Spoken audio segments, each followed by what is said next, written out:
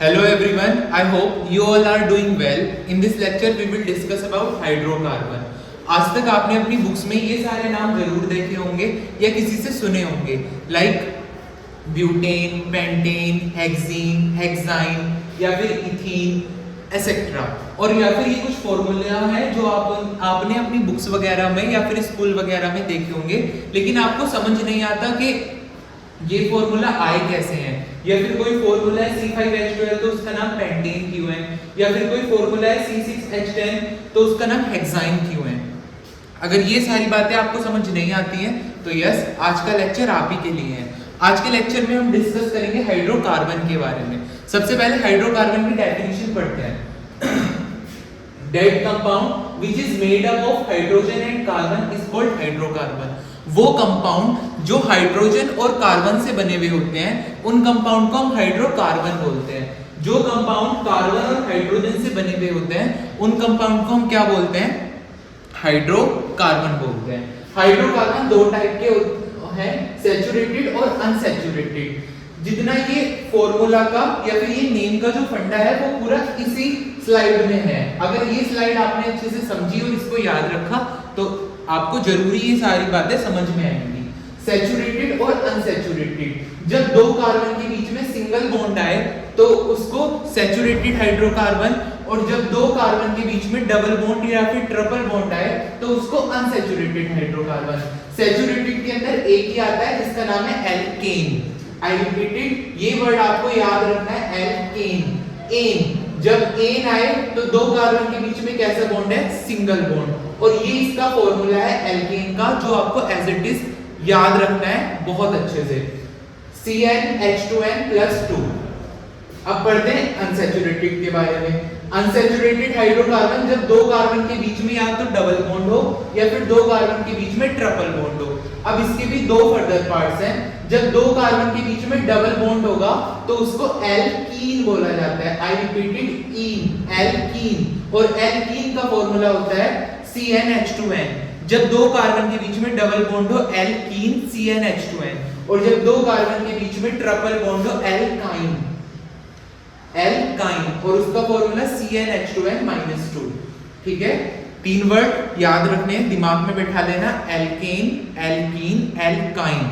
Alkene जब दो carbon के बीच में सिंगल बॉन्ड हो, एल्कीन जब दो कार्बन के बीच में डबल बॉन्ड हो, एल्काइन जब दो कार्बन के बीच में ट्रिपल बॉन्ड हो। एल्कीन का फॉर्मूला CnH2n+2, एल्कीन का फॉर्मूला CnH2n। देखो, इसमें खाली +2 करना है, इसमें कुछ करना ही नहीं, CnH2n, और इसमें -2 कर देना है, बस। ये बात यहाँ पे खत्म। अब n जो है यहाँ पर वो किसको रिप्रेजेंट कर रहा है? Number of carbon atoms. अगर आपको इतना समझ में आ गया तो आपका 60 to 70% हाइड्रोकार्बन कंप्लीट हो चुका है। n क्या है? यहाँ पर कार्बन के एटम्स हैं। ठीक है, अब ये जो टेबल है ये भी आपको एज इट इज याद रखनी है, बहुत सिंपल सी है, एकदम याद हो जाएगी। इसमें क्या है? कार्बन है, अगर कार्बन का 1 नंबर है, कार्बन का 2 है, 3 है, तो ये एज इट इज आपको सीक्वेंस से ही याद रखना है। ऐसे नहीं कि आप हेप्ट ऊपर कर दें, हेक्स नीचे कर दें, या फिर ब्यूट ऊपर कर दें या पेंट नीचे कर दें, नहीं, ये नहीं चलेगा। आपको एज इट इज ये टेबल याद रखनी है, meth, eth, prop, but, pent, hex, hept, oct, non, dec. 2-3 बार आप रिपीट भी करेंगे अपनी उंगलियों पे तो भी याद हो जाएगा। ठीक है, meth, eth, prop, but, pent, hex, hept, oct, non, dec. आपको इजीली ये सारी बातें याद हो जाएंगी। अब अगर आपको कहीं भी, ध्यान से समझो, पे अटेंशन, अगर आपको कहीं भी पेंट लिखा हुआ है तो आपके दिमाग में एकदम से आना चाहिए कि वहां पर कार्बन का नंबर कितना होगा? 5 होगा। ठीक है, अगर आपको कहीं भी हेप्ट लिखा हुआ मिल रहा है तो एकदम से आपके दिमाग में आना चाहिए कि वहां पर कार्बन का नंबर क्या होगा? 7 होगा। अगर आपको कहीं पर प्रोप लिखा हुआ मिलता है तो वहां पर कार्बन का नंबर क्या होगा? 3 होगा। तभी मैंने आप लोगों से बोला कि इसको ऊपर नीचे ना करके आप इसको ऐसे ही सीक्वेंस से याद करेंगे, meth, eth, prop, but, pent, hex, hept, oct, non, dec. ठीक है, ऐसे ही आपने याद रख लिया। अगर आपको ये 3 फॉर्मूले और अगर वो टेबल याद है तो आपका 90% वर्क हो चुका है। ठीक है, 90 to 95% आपका हाइड्रोकार्बन आपके समझ में आ गया। ये 3 फॉर्मूले कि एल्केन का फॉर्मूला, एल्काइन का फॉर्मूला और एल्कीन का फॉर्मूला और वो टेबल मेथ एट्रोब्यूट पेंटेन सेप्टोक्टेन डेट वाली। ठीक है, अब आइए चलिए समझते हैं कि ये ब्यूटेन लिखा हुआ है तो ये इसका फॉर्मूला C4H10 है। ये पेंटेन लिखा हुआ है तो इसका फॉर्मूला C5H12 है। तो ये नाम और ये इनके फॉर्मूले बने कैसे, या फिर अगर आपको एग्जाम में कोई नाम दे दिया और बोल दिया कि इसका मुझे फॉर्मूला बताओ तो आप कैसे बताओगे। ठीक है, बिल्कुल एग्जाम की तरह ही समझे। आपको एग्जाम में आ गया कि आपको ब्यूटेन का फॉर्मूला बताना है। आई रिपीट इट, आपको क्या बताना है? ब्यूटेन का फॉर्मूला। सब कुछ छोड़ो, मैंने आपको क्या बताया? एन मतलब क्या फॉर्मूला आएगा एल्केन का? CnH2n+2। इतना लगा दिया, क्या देखकर? एन देखकर। ब्यूट मतलब कार्बन 4, और मैंने आपको यहाँ बताया यहाँ n किसको रिप्रेजेंट करता है? कार्बन को। तो यहाँ पर जितने n हैं उसकी जगह पे क्या आ जाएगा? 4 आ जाएगा।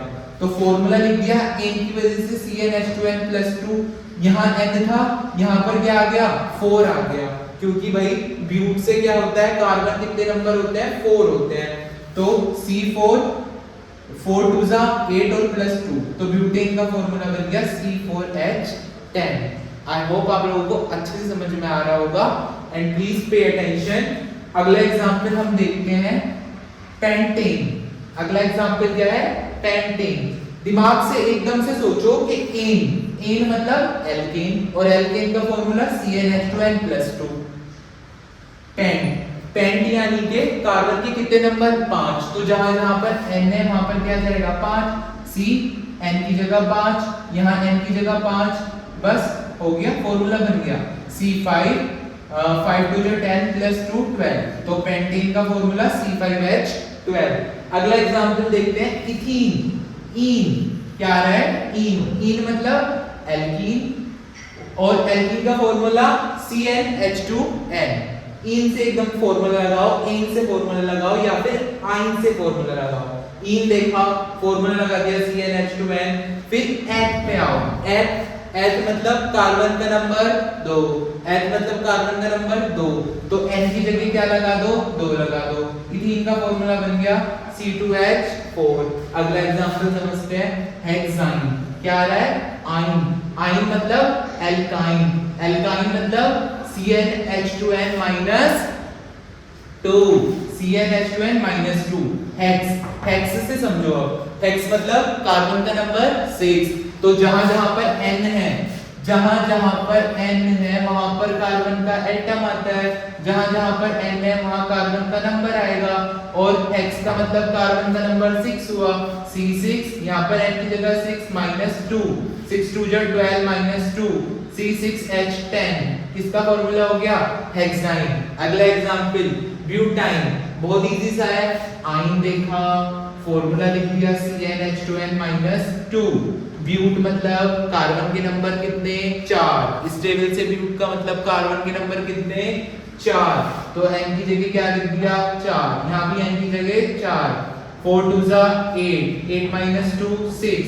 ब्यूटाइन का फॉर्मूला C4H6।